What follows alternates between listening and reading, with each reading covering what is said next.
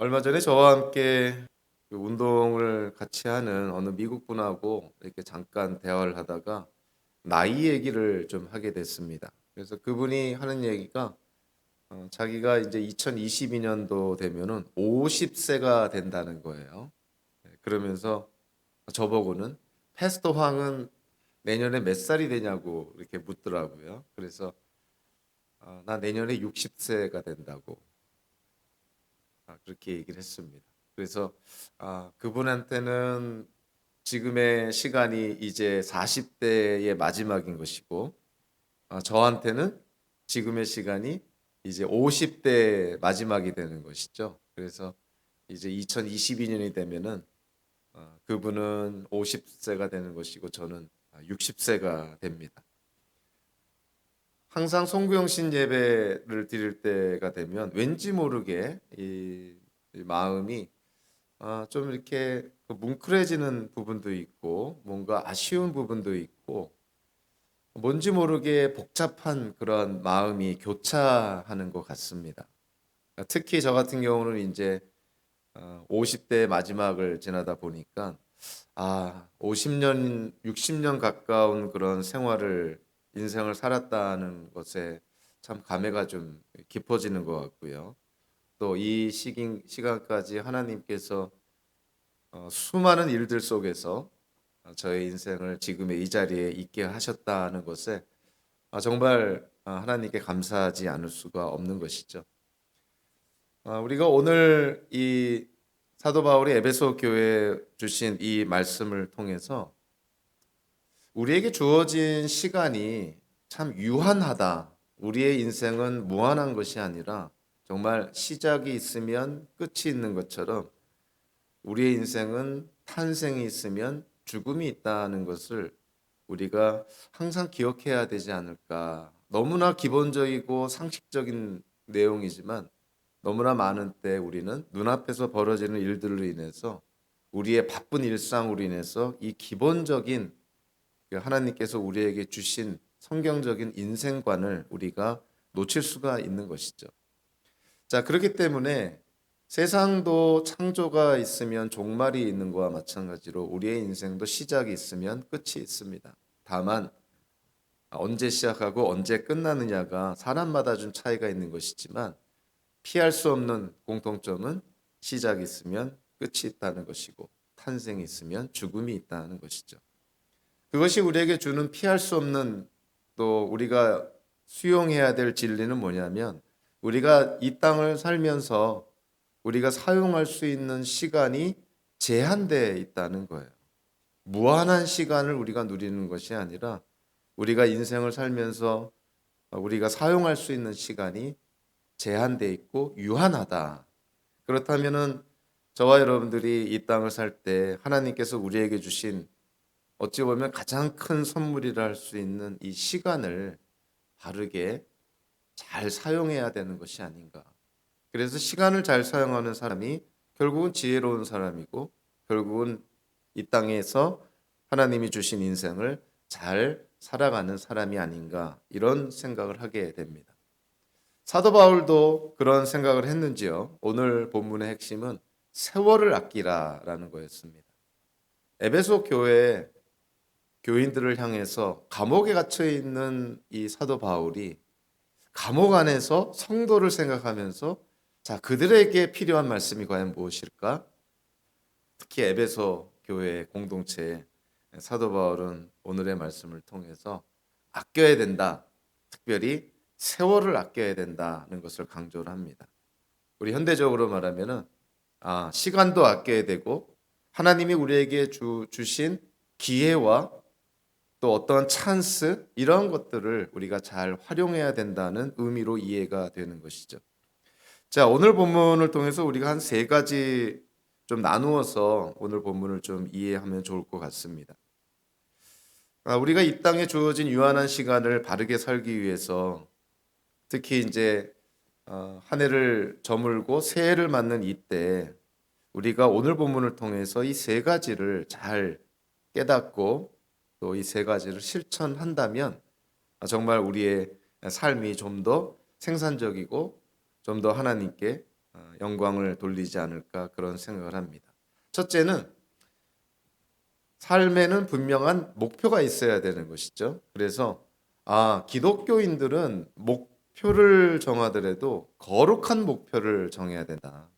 세상 사람들, 다수의 사람들, 이 시대 풍조가 우리에게 요구하고 우리에게 압박하는 그러한 목표가 아니라 정말 하나님 안에서 우리가 거룩한 목표를 세워야 된다는 것이죠.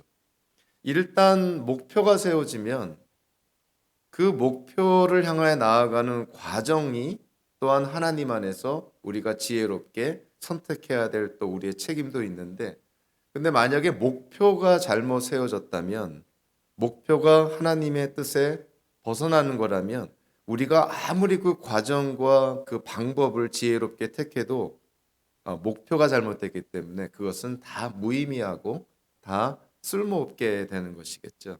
그래서 우리가 먼저 기독교인들이 주어진 인생을 살 때 목표를 바로 세워야 되는구나. 오늘 보면 17절에 보면 결론부터 이렇게 말하죠. 그러므로 어리석은 자가 되지 말고 주님의 뜻이 무엇인지를 깨달으십시오. 사실 두 개의 명령어가 나오는데요. 어리석은 자가 되지 말라. 그러면서 깨달아라 이렇게 얘기를 합니다. 이해해라. understand라는 의미죠. 이해해라. 깨달아야 된다. 자, 뭘 깨달아야 되냐면 하나님의 뜻을 깨달아야 된다는 것이죠. 우리가 세월을 아낀다. 또 하나님이 주신 이 인생을 잘 사용한다는 것이 어떤 절대적인 의미에서 시간의 양을 우리가 절약해야 된다는 그런 의미가 아닌 것이죠. 그래서 우리 24시간을 가능하면 스케줄을 꽉 채워가지고 정말 바쁘게 사는 것이, 그것이 하나님께서 원하시는 삶은 결코 아니라는 것이죠. 하루를 바쁘게 살아도 하루가 끝났을 때 오늘 뭐 하며 지냈지? 오늘 하루 지나면서 과연 내가 하나님 안에서 과연 바르게 행한 것이 무엇인지를 자책하는 경우가 우리 인생 속에 많이 있습니다. 바쁜 삶이 결코 지혜로운 삶은 아닌 것이죠. 그러니까 이 바쁘지 않으면서 우리에게 주어진 유한한 삶을 잘 살려면은 목표가 분명해야 된다는 것이죠. 그 목표가 분명할 때 우리의 삶은 불필요한 번잡한 생활이나 분주한 생활이나 스케줄에 빈틈이 없는 그러한 생활을 살지 않아도 우리는 여유 있으면서도 바른 목표를 향하여서 나아갈 수가 있게 되는 것이죠. 사도 바울이 어리석은 자가 되지 말라고 했을 때 세상적으로 어리석은 자가 누굴까? 아마 기독교인들이 가장 어리석은 자처럼 보이겠죠. 우리는 세상에서 추구하는 것을 추구하지 않기 때문에 그런 것이죠. 그러나 우리 하나님 안에서 기독교인들이 세상 사람들을 바라보면 제일 어리석다 하는 것은 하나님을 배제하고 하나님 없이 인생의 목표를 세우고 하나님 없이 내 뜻대로 내 마음대로 살아가는 그와 같은 인생이 참 어리석은 인생일 수밖에 없는 것이죠. 하나님의 뜻이 무엇인지를 깨닫지 못한 상태에서 이 땅을 사는 것은 결국 어리석은 자가 되는 것입니다. 거룩한 목표를 우리가 세우고자 했을 때 자가 발전해서 그냥 내 생각에, 내 판단에, 내 기준에 거룩한 목표를 세우는 것이 아니라 하나님의 뜻을 깨닫고 나서 거룩한 목표를 세우는 것이 당연한 우리가 노력해야 될 부분인 것이죠. 하나님의 뜻보다는 내 의지나 내 계획이나 목적이 중요하다는 측면에서 거룩한 목표를 세운다면 그거는 위장된 목표입니다. 내 욕심과 내 어떤 그 계획을 이루고 성취하기 위한 목표에 불과한 것이지 하나님을 위한 거룩한 목표는 아니라는 것이죠. 그래서 하나님의 뜻을 분별하지 못한 상태에서 세운 목표라는 것은, 인생의 목표라는 것은 십중팔구 그거는 하나님께 영광을 돌리지 않게 됩니다. 그래서 우리가 무엇보다 오늘의 말씀을 통해서 하나님의 뜻을 잘 분별해서 정말 인생을 헛되게 사용하는 어리석은 자가 되지 않고 하나님 안에서 거룩한 목표를 세우는 것이 1차적으로 중요한 것이구나. 이거를 우리가 먼저 함께 깨닫기를 바라고요. 자, 두 번째로 거룩한 목표를 세워서 그 목표를 향하여 나아갈 때 정말 우리 현대인들에게 있어서 가장 중요하다고 볼 수 있는 것이 우선순위를 분명히 하는 것입니다. 무엇이 중요하고 무엇이 우리가 좀 가볍게 여겨도 될 일인가? 무엇을 우리가 가장 중심에 놓고 바라봐야 될지, 어떠한 것들은 우리가 그냥 2차적으로 부수적으로 생각할 수 있는 것들도 있는데, 자, 이와 같은 것들을 분별할 수 있는 그런 어떤 지혜가 우리에게 있어야 되는 것이죠.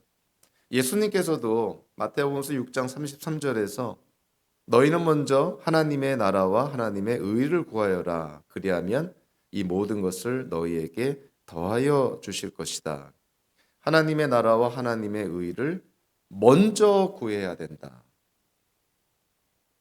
우리 적지 않은 사람들이 하나님의 나라와 하나님의 의를 구하는데 먼저가 아니라 나중에 구하는 경우가 많이 있는 것이고요.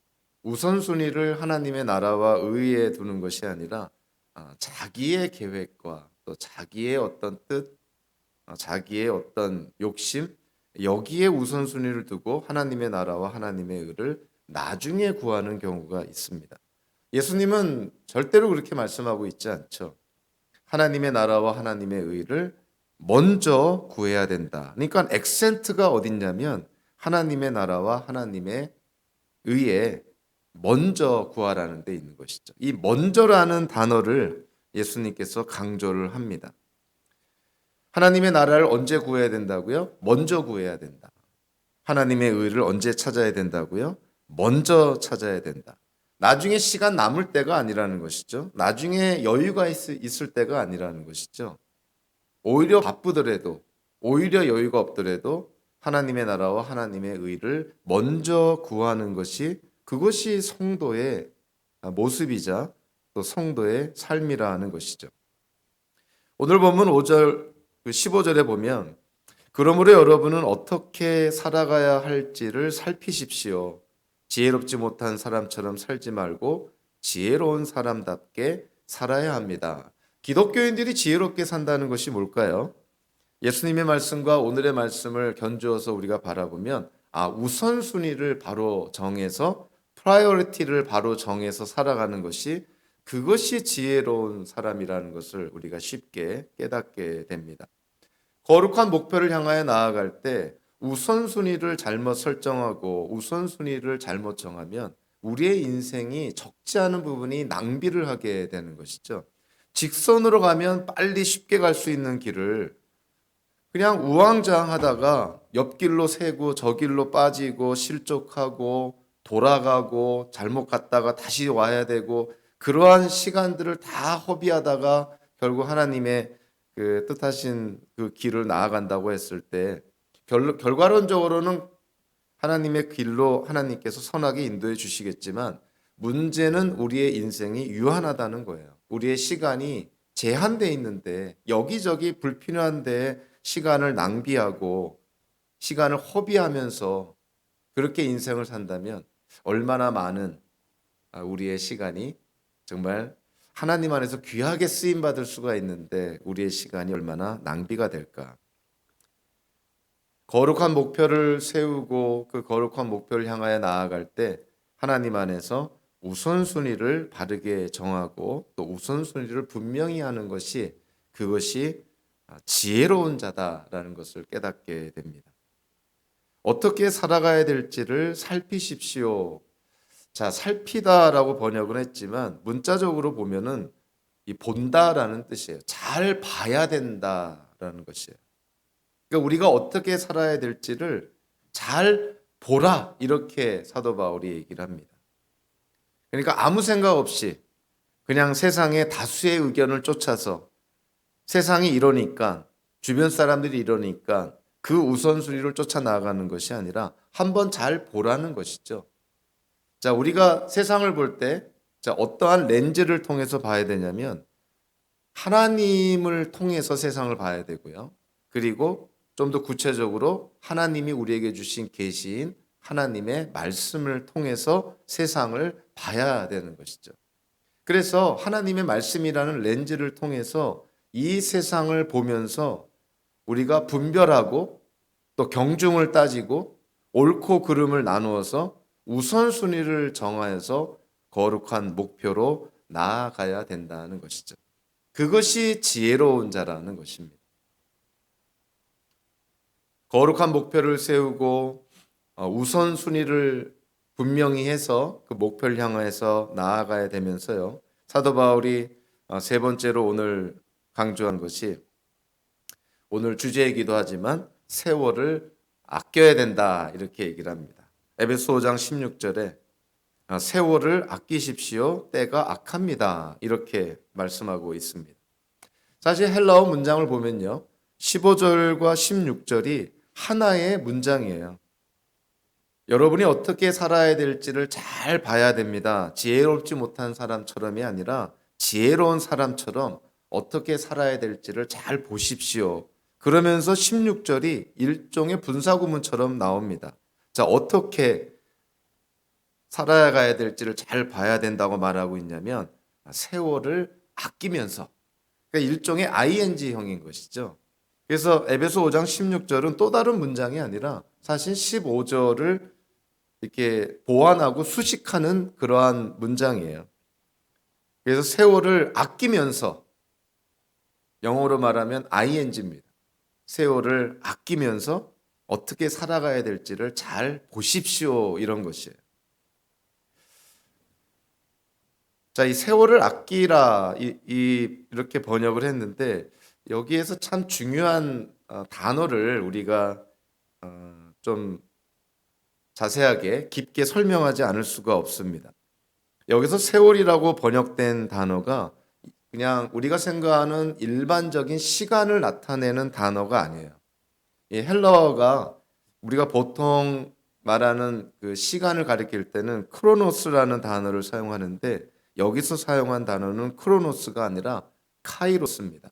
그래서 이 카이로스라는 단어는 절대적인 일반적인 객관적인 시간을 의미한다기보다도 어떤 기회, 우리에게 주어진 찬스 이런 거를 말하는 것이죠. 그래서 세월을 아끼라 그랬을 때 우리가 시간을 절약해야 되나?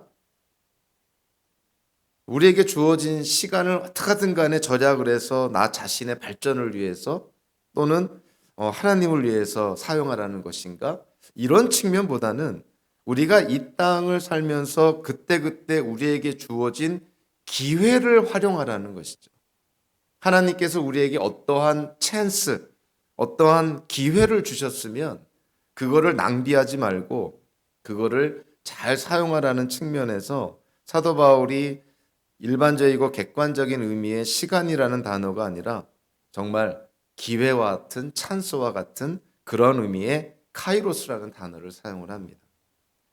그리고 또 한 가지 눈여겨봐야 될 단어가 세월을 아끼라는 그러한 번역인데요. 아껴야 된다, 아껴라 이렇게 번역을 했는데 이 아끼다라고 번역한 이 단어가 사실은 속량하다라는 단어예요. 갈라디아서 3장 13절에서 사도 바울이 갈라디아 교우들에게 그리스도께서 우리를 위하여 저주를 받은 사람이 되심으로써 우리를 율법의 저주에서 속량해 주셨습니다. 여기서 속량해 주다라는 이 단어와 아끼다라고 번역된 단어가 같은 단어입니다. 그러니까 redeem, 구속하다, 속량하다 또는 문자적으로는 buyback인 것이죠. 다시 사다 이런 의미인 것이죠. 노예의 몸값을 지불한다는 그러한 의미도 있는 것이죠. 자, 그래서 세월을 아껴라라는 이런 번역이요. 사실은 헬라어 성경의 기초에서 좀 더 충실하게 번역을 하면 기회를 사라 이런 것이에요. 그러니까 아끼다라는 이 헬라어 단어가 사실은 산다는 의미예요. 노예값을 지불한다는 의미인 것이고요. 그리고 이 속량한다 이런 의미가 있습니다. 자, 그러니까 하나님께서 우리가 이 땅을 살아갈 때 그 순간순간마다 우리에게 어떠한 기회를 하나님이 주시는데 그 기회를 흘려보내지 말고 낭비하지 말고 그 기회를 사라는 것이에요. 하나님이 우리에게 주신 어떤 특정한 상황 속에서 특정한 기회를 우리가 그거를 사면서 우리가 이 땅을 어떻게 살아가야 될지를 잘 봐라. 그것이 지혜로운 자다. 이렇게 사도 바울이 강조를 합니다. 사실 우리에게 주어진 어떤 기회를 우리가 붙잡는다 또는 그 기회를 문자적으로는 산다는 의미는요.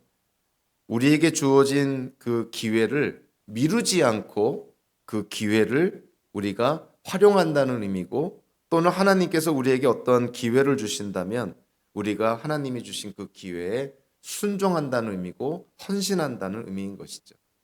그러니까 미루지 말라 하는 것이죠. 세월을 아끼라, 기회를 사라. 이거는 우리에게 주어진 그 특정한 상황에서 하나님께서 우리에게 주신 어떤 기회를 미루지 말고 즉각적으로 순종하고 헌신해야 된다는 것이죠. 예수님께서 마태복음서 6장 34절에서 내일 일을 걱정하지 말아라. 내일 걱정은 내일이 맡아서 할 것이다. 이런 말씀을 하면서 걱정이나 염려는 미뤄도 된다고 얘기를 합니다. 뭐 걱정이나 염려를 미래에 일어날 일을 미리 땡겨가지고 지금부터 미리 고민하고 걱정하지 말고 내일 일은 내일 걱정해도 충분하니까 오늘부터 미리 걱정하지 말라는 것이죠. 그래서 걱정이나 염려는 미뤄도 괜찮아요.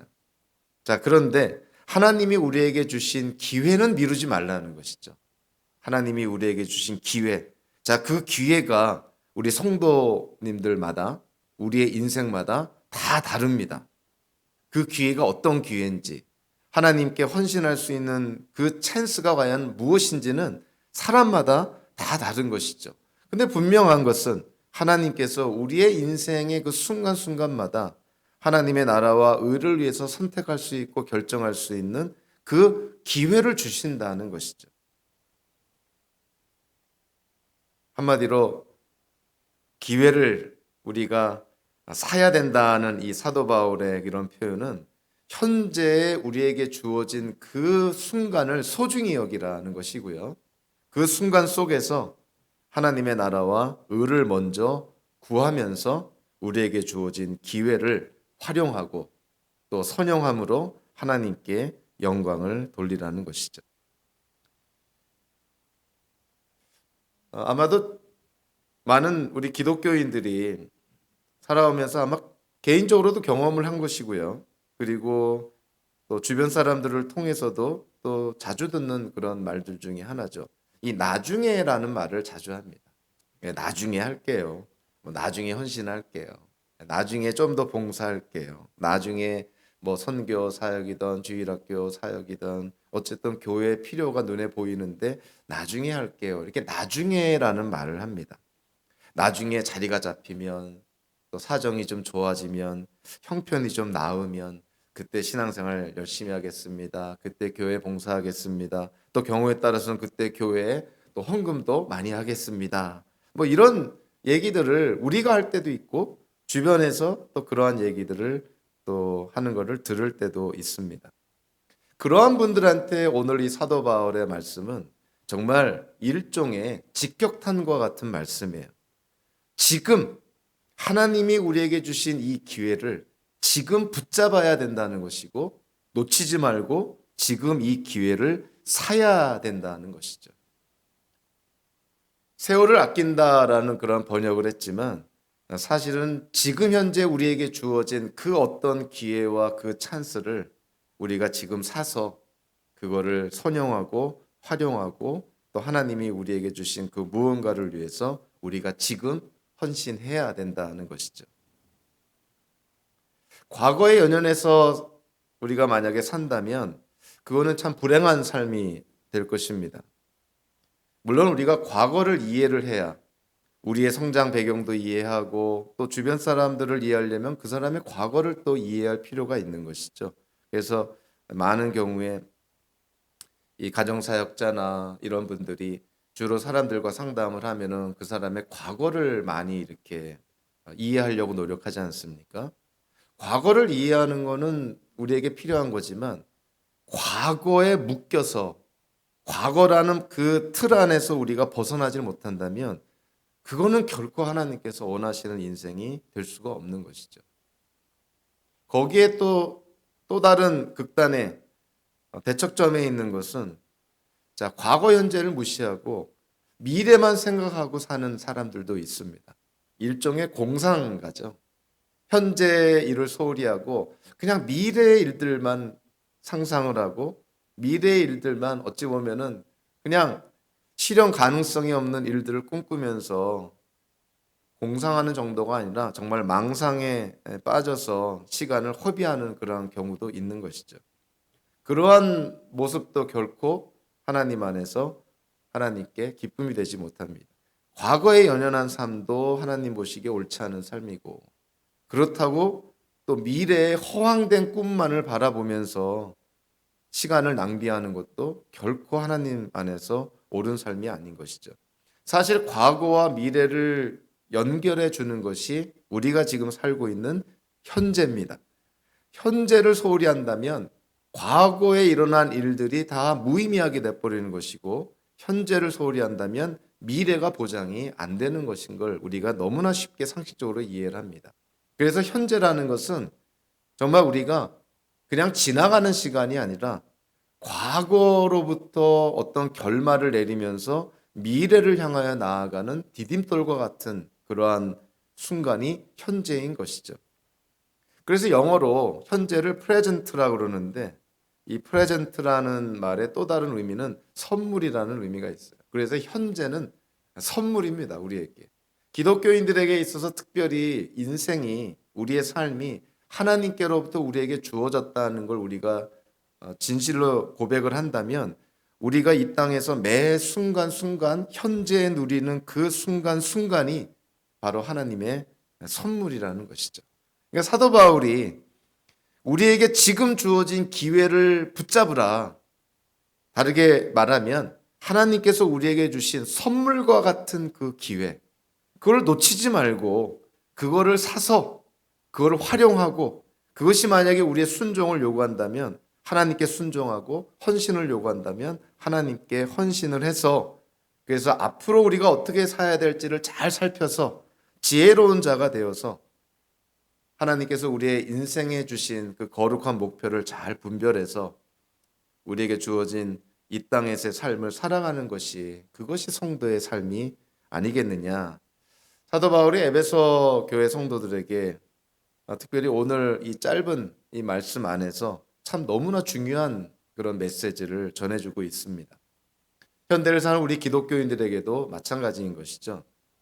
우리에게 주어진 유한한 인생을 우리가 언제 이 세상을 떠날지는 아무도 모르지만 우리에게 주어진 이 유한한 인생을 살아갈 때 어떻게 사는 것이 하나님께 기쁨이 될까?